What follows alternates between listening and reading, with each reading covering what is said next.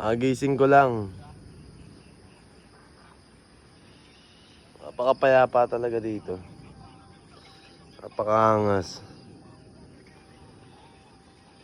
Ano? Kita nyo yan. Umaga yan, alas 6 ng umaga. Tignan nyo gaano kaganda. Maririnig nyo lang yung mga uni ng ibon dito. Tingin tayo dito sa may swimming pool.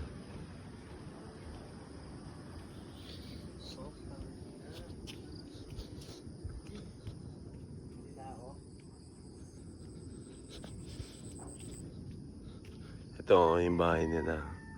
Ayun yung sa taas niya. May duyan dyan.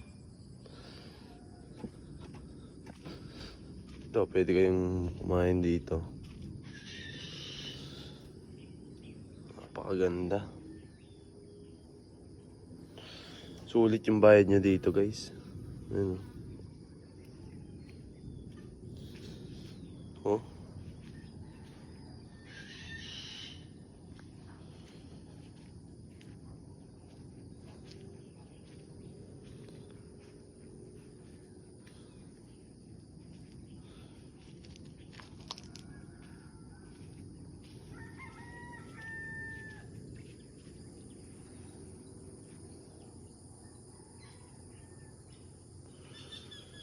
Diba?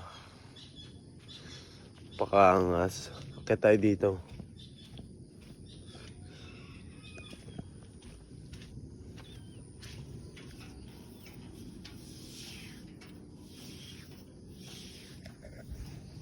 Ano? Kakagising ko lang ha. Oo, diba? Ayun yung duyan nila.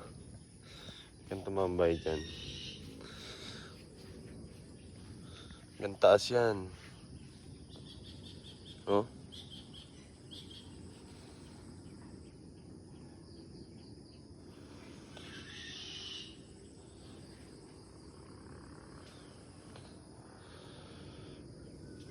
Diba?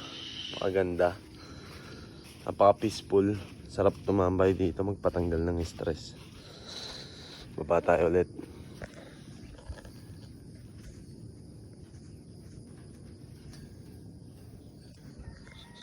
Oops. Ito alam ko maganda rin dito. Hindi pa ano nakakapasok dito pero alam ko kasya kahit 15 packs dito. So may bahay dito. May aircon sila dyan pagka pinagana nila yung generator nila.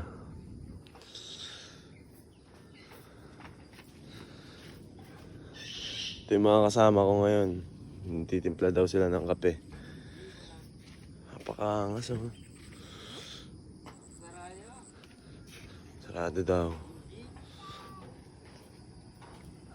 Ayun yung sa may taas. Punta tayo sa taas. Tapos pakita natin yung view.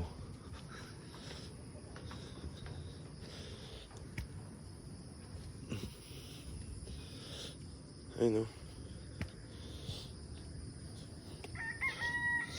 Napakalinis guys. Oh. Dito lang ito matatagpuan sa may Bamban Tarlac.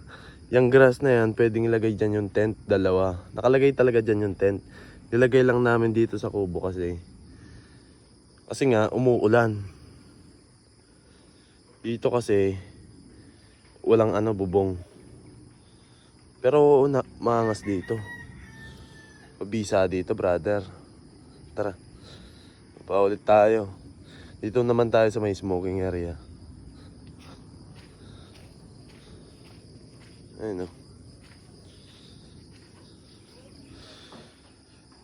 Kaagising ko lang dito. Pwede rin mag-iyaw doon. May CR sila dito, dalawa. Punta naman tayo dito sa may kubo nila.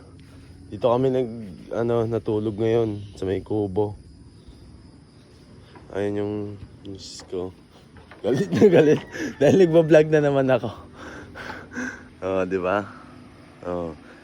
Ay ka sa vlog. Dito. Baba mo siya.